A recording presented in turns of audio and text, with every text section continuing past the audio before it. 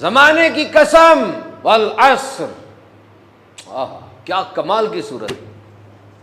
صحابہ کرام جب آپس سے ملاقات کرتے تھے، سلام دعا کرتے تھے، اور جب جدا ہونے لگتے یہ سورت ضرور پڑھ لیا کرتے تھے۔ امام شافعی فرماتے ہیں یہ سورت صحیح طرح سے پڑھ لیں، اس پر صحیح طرح سے قابو پا لیں، صحیح طریقے سے اس کو absorb کر لیں، سمجھ لیں، یہ دنیا اور آخرت کے لیے کافی ہے۔ تو انسان نقصان میں ہے، humans are at loss, you all are at loss۔ قرآن نے واضح طور پہ بتا دیا تم نقصان میں ہو۔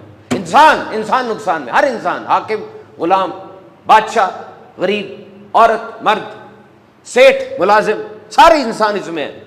You all are at loss، تم سب نقصان میں ہو۔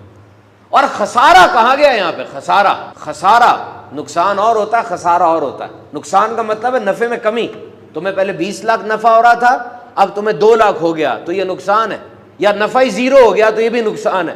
خسارہ، your whole capital has been destroyed، تم بینکرپٹ ہو گئے، ختم ہو گئے، یہ خسارہ ہوتا ہے، بڑی بات ہوتی ہے یہ۔ اور یہاں پر کسی مال کے خسارے کی بات نہیں کی جا رہی، یہاں پر کسی صحت کے خسارے کی بات نہیں کی جا رہی، یہاں زندگی کے خسارے کی بات کی جا رہی ہے۔ قسم کھا کے بتایا کہ تردد نہ رہے تمہیں، شک نہ رہے تمہیں اس بات میں کہ تم خسارے میں ہو۔ سورہ اسر میں آیا خسارے میں ہیں سارے لوگ، لیکن وہ نہیں جو یہ 4 صفات جن کی ہیں۔ نمبر 1 وہ جو ایمان لائے، اللہ پر ایمان لائے۔ آپ انجینئر ہیں، آپ ڈاکٹر ہیں، آپ فائنانس آفیسر ہیں، آپ بزنس مین ہیں، آپ فورن آفیسر ہیں، جو بھی ہیں، آپ کی بیسک آئیڈینٹی یہ ہے کہ آپ ایمان والے ہیں۔ یہ جو ایمان والی شناخت ہے اس کو دہراتے رہا کریں، کلمہ شریف پڑھتے رہا کریں، یاد رکھا کریں کہ میری یہ شناخت ایمان والی ہے۔ کنیکشن تو مضبوط کرے نا۔ دیکھو میری بات غور سے سننا، اگر تمہیں بے سکونی ہے، اگر تمہیں ٹینشن ہے، تو جس جگہ رہ رہے ہو اور جس کے ساتھ رہ رہے ہو چھوڑ دو اس کو تھوڑی دیر کے لیے۔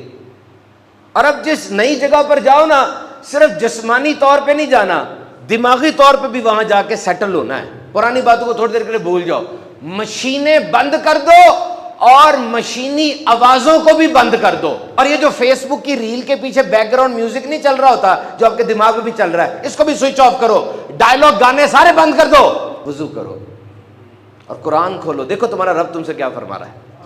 دیکھو نا، کھولو، کون سی مصیبت، کون سی آزمائش، کون سی ٹینشن ایسی ہے جس کا قرآن میں حل نہیں ہے۔ اور اب 2 رکعت 5 نمازوں کے علاوہ رینڈملی ذرا پڑھو، کنیکشن وہ مضبوط ہو نا، پتہ چلے میں نے کچھ کیا ہے، کنیکشن مضبوط ہو۔ یاد رکھ لو اس دنیا میں تم آئے اسی لیے ہو کہ تم اللہ سے اپنا کنیکشن مضبوط کر لو، دس از دا اونلی پرپز۔ لیکن موبائل، دوست، ہوٹل، سیر و تفریح، پیسہ پیسہ پیسہ، اللہ کو یاد کم کرتے ہیں ہم، ہے نا، اللہ کو اتنا یاد نہیں کرتے۔ یہ کنیکشن مضبوط کیسے ہوگا؟ سمجھ لو، دعا کو کبھی انڈر ایسٹیمیٹ نہ کرنا، صبر کے دامن کو تھام لو، شکر کیا کرو۔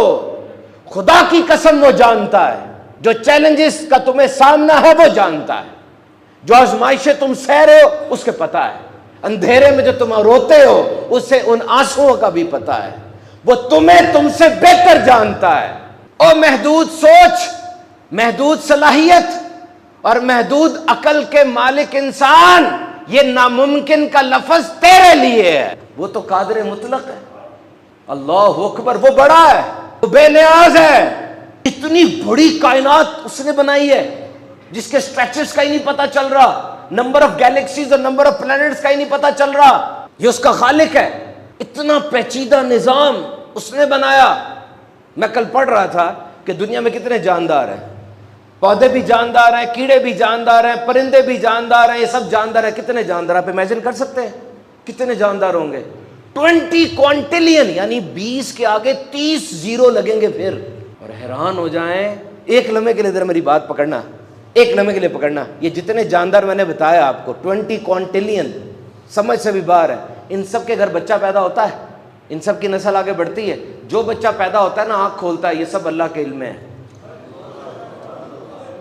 اور جتنا پودا زمین سے سر اٹھاتا ہے اللہ کے علم میں ہے، جو قطرہ پانی کا آسمان سے زمین پر آتا ہے ایک ایک قطرہ اس کے علم میں ہے، جتنی سورج کی روشنی آسمان سے اوزون سے چھن کے زمین سے ٹکراتی ہے ایک ایک ذرہ اس کے علم میں ہے۔